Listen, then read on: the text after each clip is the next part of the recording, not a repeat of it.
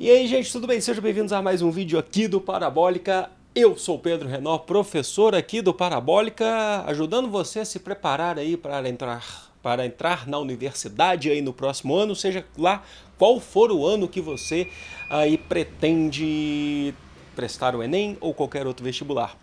O tema de hoje, vocês já viram na descrição não, no título, a gente vai falar sobre Revolução Chinesa e, consequentemente, sobre Revolução Cultural Chinesa. É um dos temas que vocês mais me pedem, a gente vai fazer Revolução Chinesa, Mexicana, Cubana, mas a gente vai começar aqui pela chinesa, tá? Antes aí das nossas provas. O que a gente precisa saber? Primeiro a gente precisa saber que vocês, né, se não são inscritos no canal ainda, precisam se inscrever para ajudar aqui o canal sempre a crescer, curtir, compartilhar. E nós temos também aqui na descrição o link do nosso Apoia-se para ajudar, quem puder ajudar financeiramente o canal crescer, né? Bom, dada aí as devidas apresentações do canal, Revolução Chinesa. A Revolução Chinesa, o conceito de revolução, já falei mais de 1000 vezes aqui no canal. Revolução, transformações. Transformações que ocorrem na sociedade chinesa, que vão ter um peso significativo na vida das pessoas, no governo, na cultura, na vida das pessoas. Então, a Revolução Chinesa, ela é uma revolução que vai ter um caráter socialista na maior parte do seu tempo. Na verdade, ela é de caráter socialista, mas nem sempre começou assim. Vamos pensar nos antecedentes. Então a gente começa aí já fazendo essa separação aqui para entender o porquê que houve a Revolução. Eu sempre gosto de fazer isso aqui nos vídeos para a gente entender. Então a gente separa, bem organizado. Se estiver dando barulho, a janela está aberta porque está muito quente mesmo, tá? Antecedentes da Revolução Chinesa. A China era governada por um imperador, né, da dinastia que a gente vai chamar de dinastia Manchu, desde o século XVII até o século XX. Então nós tínhamos uma dinastia, um império chinês.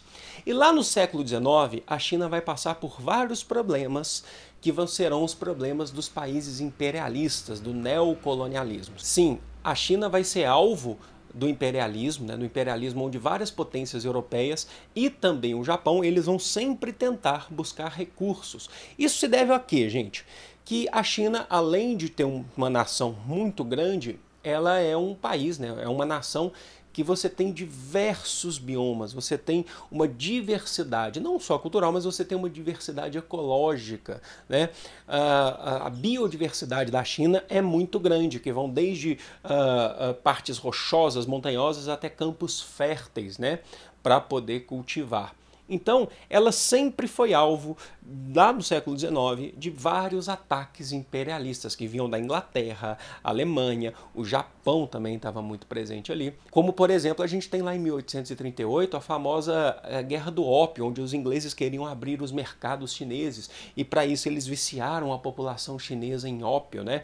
Que seria o leite de papoula, que tem um efeito agressivo no sistema nervoso, para poder pressionar os chineses a abrirem os seus portos, seus mercados, e eles conseguiram. Por exemplo, em 1842 foi assinado o Tratado de Nanquim, onde a China se comprometeu a abrir os portos às nações imperialistas, além de ter que entregar parte de Hong Kong, da província de Hong Kong para a Inglaterra, onde ficou nas mãos dos ingleses até 1997, de 1848 a 1997. Então a China, por ter essa diversidade, essas multiplicidades étnicas, culturais, essa diversidade também ecológica, ela sempre foi alvo do imperialismo, né? Dentro aí dessa dinastia que a gente chama de dinastia Manchu.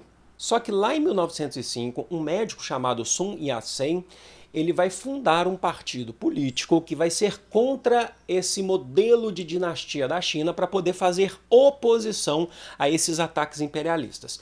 Esse partido você pode abrasileirar, se você quiser tornar no português, a gente chama de Partido Nacionalista. Mas o nome que a gente dá a ele mesmo chama Kuomintang. Tá? O Kuomintang é o Partido Nacionalista Chinês, de uma burguesia chinesa que não quer mais os mandos e desmandos dessas nações que estão vindo de fora, da Europa, do Japão, entre outras coisas. E esse partido vai ser vai se construindo nesse processo todo, ele vai ficando forte, com um discurso nacionalista muito forte, e 1911, agora entre 1911 e 1912, o Kuomintang consegue derrubar a dinastia Manchu. Tá? O Kuomintang, com esse discurso nacionalista da China para os chineses, basicamente, consegue derrubar, né, a dinastia Manchu, que meio que fazia acordos, aceitava o neocolonialismo, o imperialismo de outras nações. Essa tomada do poder pelo Kuomintang a gente vai chamar de Revolução Nacionalista, tá? E eles vão ficar no poder, né, os nacionalistas a partir do Kuomintang vão ficar no poder de 1912 até 1949. Então essa é a primeira fase da Revolução Chinesa, que é uma parte basicamente burguesa nacionalista. Eles tiraram o poder da antiga dinastia. Só que vocês têm que pensar o seguinte: quando você tem um governo fragilizado, isso eu falo que a gente consegue perceber isso no geral na história, meu tempo aqui, quando a gente tem um governo fragilizado, vários grupos políticos começam a surgir. A gente teve recentemente uma aula sobre Guerra Civil Espanhola, aqui, ou Revolução Espanhola. A gente percebe que vários grupos começam a surgir. Então o Kuomintang está lá governando, mas também começa a surgir uma parte revolucionária na China em 1921, que vai ser o PCC. O que é o PCC? É o Partido Comunista Chinês, que vai ser, entre outras lideranças, a principal que a gente vai falar aqui vai ser o Mao Tse-tung, que vai ser o grande nome aí desse processo revolucionário. Para constar, o Partido Comunista Chinês ele quer se alinhar aos ideais que estão acontecendo na Rússia, que está sendo agora recém-criada, né, a União das Repúblicas Socialistas Soviéticas. Então, a gente já vai ter ali, basicamente daqui a um tempo, a gente já vai ter o governo do Stalin, e o Partido Comunista Chinês quer entrar nesse processo. Já o Kuomintang não. O Kuomintang ele está querendo continuar com essas ondas nacionalistas contra a interferência estrangeira, inclusive contra a interferência de uma possível União Soviética. Então a gente tem nesse processo uma guerra civil entre comunistas e nacionalistas. Percebam, então, como que esse processo é um processo lento, a Revolução Chinesa. Em 1925, o Sun Yat-sen ele morre e assume o Chiang Kai-shek. Tá? O Chiang Kai-shek ali pelo Kuomintang, e ele vai ter como característica tentar reprimir cada vez mais os seus opositores. Eles são ali do Kuomintang, né? Eles estão tentando reprimir cada vez mais os opositores. Então, os comunistas serão bem reprimidos nesse processo. Os comunistas eles estão crescendo, tentando fazer crescer a sua força no meio rural, ali no campo, né? Então, por exemplo, os comunistas, o Partido Comunista, ele vai criar, né, a primeira célula, né, do Exército Vermelho, da Guarda Vermelha, que é inspirado no Exército Vermelho soviético, né? E o Mao Tse-tung ele está crescendo, né, puxando essa força no campo. Isso é uma coisa muito importante. A Revolução Chinesa, por a China não ser industrializada, ela é feita por camponeses, principalmente trabalhadores rurais, que vão aderir aí ao comunismo. Então eles estão crescendo. Em 1927 mesmo, a gente vê um evento na Revolução Chinesa que é chamado de Massacre de Xangai. Os comunistas eles tinham tomado a cidade de Xangai e o Chiang Kai-shek, né, através do Kuomintang, eles vão destruir ali os comunistas, vão promover um verdadeiro massacre. Os membros do Partido Comunista vão tentar fugir e aí eles vão fazer o que a gente vai chamar de longa marcha. O que é isso? Liderado pelo Mao Tse-tung. Eles fogem ali de Xangai e eles caminham cerca de 12 mil quilômetros pela China, procurando apoio para os seus ideais comunistas, os ideais de coletivização da terra, aquela coisa toda. Cerca de 100 mil pessoas, junto com Mao Tse-tung, começaram a caminhar pela China. E isso é muito importante, porque é onde eles vão ter, de fato, muito apoio, onde eles vão buscar muito apoio desses camponeses, desses trabalhadores, para depois fazer aí essa segunda etapa da Revolução. A primeira é quando o Kuomintang toma o poder da dinastia Manchu. Agora os comunistas estão querendo chegar ao poder. Só que nos anos 30, na década de 30, que é um período importante aí que a gente está chamando de período entre guerras, a gente tem visto, por exemplo, o Império Japonês muito crescente. O Império Japonês é um negócio que eu sempre falo para os meus alunos presenciais e falo para vocês. O Japão talvez tenha sido um dos maiores conquistadores no período entre guerras, entre a Primeira Guerra Mundial e a Segunda Guerra Mundial. E a Manchúria, a China estava nos planos imperialistas do Japão. Então o Japão invade a China lá em 1931. Em 1937, o Japão começa a reprimir o povo chinês, e a Segunda Guerra Mundial, a gente vai ter aí um conflito muito grande entre os chineses. Os americanos vão ajudar os chineses para tentar impedir com que o Japão domine o território.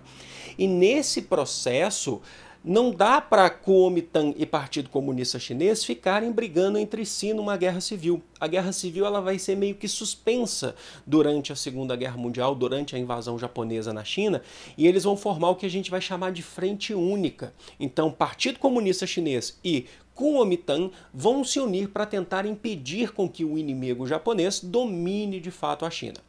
Os Estados Unidos vai lá, ajuda os chineses nesse processo. Em 1945, a Segunda Guerra Mundial acaba, a gente vai ter lá o fim, né, através das bombas de Hiroshima e Nagasaki, ali no Japão, que os Estados Unidos ele acaba atacando o Japão. E aí você tem, em 1945, acaba a guerra, voltam aqueles problemas sociais que a gente estava vendo. Então a gente continua, a gente tem uma segunda etapa dessa guerra civil entre os nacionalistas do Kuomintang e os comunistas do Partido Comunista Chinês, liderados por Mao Tse-tung.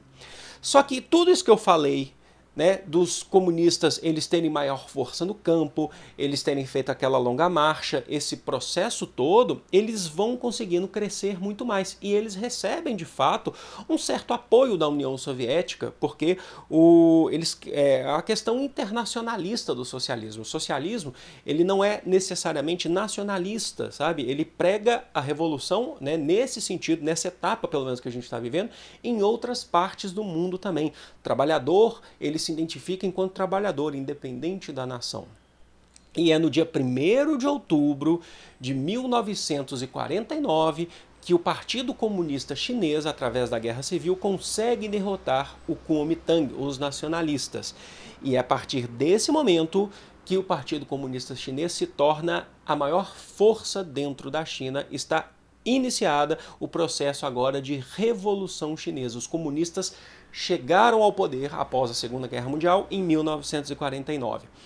Os membros do Partido Nacionalista do Kuomintang, muitos deles foram mortos durante esse processo de guerra civil, e aqueles que sobraram, as lideranças que sobraram, fugiram para a província de Taiwan. Ok, gente, então a partir de agora estamos falando não da China do Kuomintang, nós estamos falando da República Popular da China, liderada por Mao Tse-tung.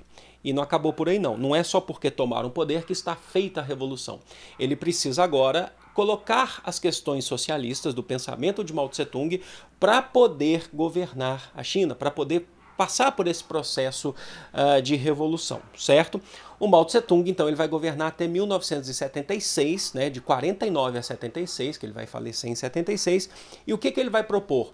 Coisas muito parecidas com o que o Stalin havia proposto na década de 20 e 30 na União Soviética. De 1953 a 58, ele passou a fazer uns planos econômicos que a gente vai chamar de planos quinquenais, que de 5 em 5 anos ele pretendia fazer algumas ações para o governo. Stalin fez algo muito parecido na União Soviética. Então, nesse processo, os chineses vão ter apoio dos soviéticos, tá? Nesse processo aí que a gente está falando. O que vai acontecer? Então, de 53 a 58, o primeiro plano quinquenal vai fazer o quê? Vai propor para a China a coletivização das terras. E o que significa isso? Reforma agrária. Distribuir terras para a população chinesa. E também, para não ter uma diversidade econômica, eles vão propor também o processo de desenvolvimento através da industrialização chinesa. Então, esse primeiro plano quinquenal, de 53 a 58, nós temos coletivização das terras e também desenvolvimento industrial na China, certo? Só que tem um probleminha aí, né? A questão é que eles tinham a ajuda dos soviéticos, mas no ano que começou o plano quinquenal foi o ano da morte do Stalin. O Stalin morreu em 1953. E as questões entre China e União Soviética ficaram meio abaladas. Por que eu estou falando isso? Porque quem assume o governo soviético vai ser um cara chamado Nikita Khrushchev. E o Nikita Khrushchev, ele não era muito amigo da China. Na verdade, a China de Mao Tse-tung, maoísta que a gente chama, não gostava muito das ideias do Nikita Khrushchev da União Soviética. Por quê? Porque o Stalin, ele tinha um plano de sempre continuar essa revolução, né, de não aceitar a conciliação entre capitalistas e socialistas. O Stalin é um cara que acreditava muito em seu ideal socialista. E quando ele morre, o Nikita Khrushchev, ele passa a ser chamado aí, de certa forma, de reformista. É um cara que meio que começou a aceitar algumas reformas na União Soviética, aceitando algumas intervenções capitalistas na União Soviética. E o Mao Tse-tung não queria isso. O Mao Tse-tung, ele acreditava nos planos do Stalin, não do Khrushchev. Então o Mao Tse-tung, ele vai romper com a União Soviética. A gente vai ter um período, inclusive um período de muita tensão entre dois países socialistas. Na verdade, não dois países, duas grandes potências, que vai ser o Mao Tse-tung e o Nikita Khrushchev. E aí agora, sem o apoio do socialismo da União Soviética, o Mao Tse-tung, ele lança o seu segundo plano quinquenal ali em 1958. Esse plano quinquenal, esse segundo plano, a gente vai dar um nome mais específico que a gente chama de grande salto para frente, ou grande salto adiante. É tentar modernizar mais ainda a China, porque agora ela está se sentindo mais sozinha sem o apoio da União Soviética. E aí, isso aí tem muita gente que vai falar, muitos historiadores vão definir que isso vai dar muito errado. Porque o Mao Tse-tung, ele vai propor com que os trabalhadores camponeses, lembra que a China é muito mais camponesa do que industrial, ele precisa dar um salto industrial na China agora, porque a China está praticamente sozinha. Então ele propõe com que os trabalhadores chineses do campo, rurais, eles formam grupos que a gente vai chamar de comunas populares. Os trabalhadores, eles passam a organizar, eles saem de suas terras, ou em muitos casos as suas próprias terras, começam a receber indústrias siderúrgicas de metais, lembrem-se disso, e eles começam a receber essas indústrias siderúrgicas, e essas comunas populares seriam basicamente 20 mil famílias, né, que compunham cada comuna popular, que iam cuidar de uma empresa, de uma indústria siderúrgica.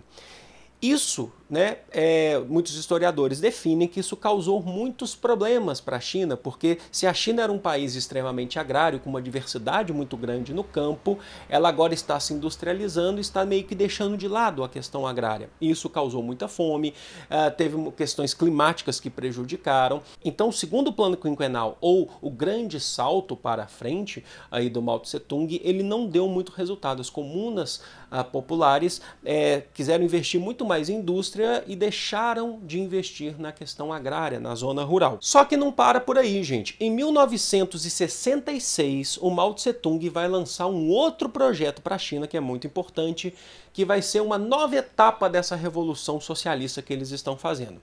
Essa nova etapa vai se chamar Revolução Cultural. Eu vejo muita gente falando, Revolução Cultural Chinesa, o que é Revolução Cultural? O nome é bem específico. O que é Revolução Cultural Chinesa? Em 1966, sem esse apoio da União Soviética, a China começa a receber também muitos reformistas, pessoas que querem abrir mais o mercado chinês, né, ter um diálogo maior com o capitalismo. E o Mao Tse-tung, ele não quer isso. E ele faz o quê? Ele faz uma campanha entre os trabalhadores, entre muitos estudantes, então a gente teve um apoio maciço de trabalhadores e estudantes, para que essa influência externa, essa influência reformista do capital, ela acabe. Que não tenha, que a China não passe por isso.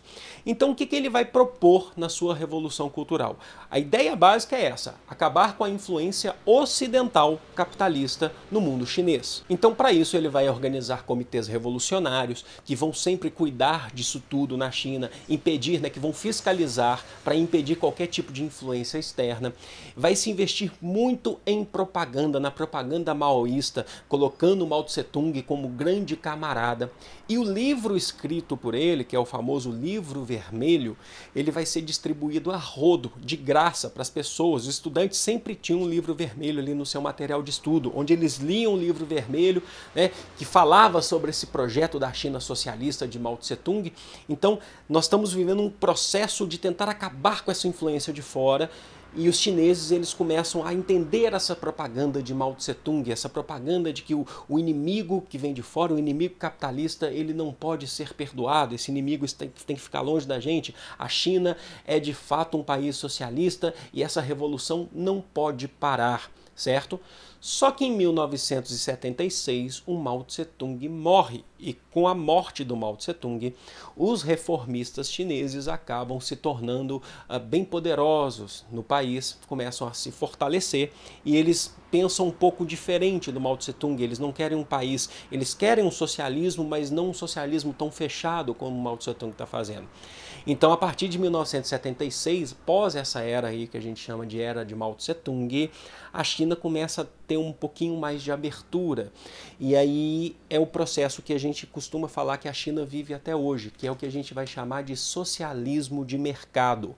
Cuidado com o termo, gente, só para dar um panorama para você sobre socialismo de mercado. O socialismo de mercado chinês, ele, no mundo, na verdade, permite sim a iniciativa privada dentro de um país. Só que o Estado, ele, apesar de permitir a iniciativa privada, o Estado ele também passa a ser acionista das empresas privadas. E sendo acionista, ele obrigatoriamente ele tem que ser o majoritário, certo? Então o socialismo de mercado é o Estado tendo uma interferência maior, mesmo aceitando a iniciativa privada. É por isso que a gente vê muito hoje, por exemplo, na China, o Estado intervindo, proibindo alguns jogos eletrônicos, né, que precisa ter uma aprovação do Estado. Tem muita gente que reclama, tem muita gente que não fala nada, mas a China ela vive esse socialismo de mercado. O Estado interfere, certo? Ele permite a iniciativa privada, mas em grandes empresas o Estado é o maior acionista dessas iniciativas privadas, certo? Então esse é o panorama, inclusive, que a gente tem a China hoje, que é diferente do Mao Tse-tung, que era um panorama socialista mais fechado, que era um panorama socialista, inclusive, que se opôs à União Soviética quando o Stalin faleceu. O Stalin era um grande aliado da China de Mao Tse-tung. O Nikita Khrushchev, que era um reformista, não, certo? Espero que vocês tenham entendido esse processo da Revolução Chinesa. Não é tão difícil de entender, mas também não é aquela coisa mais simples do mundo, que a gente às vezes tem várias peculiaridades, certo? Eu vou ficando por aqui. Foi um enorme prazer. Grande beijo, gente. Fui!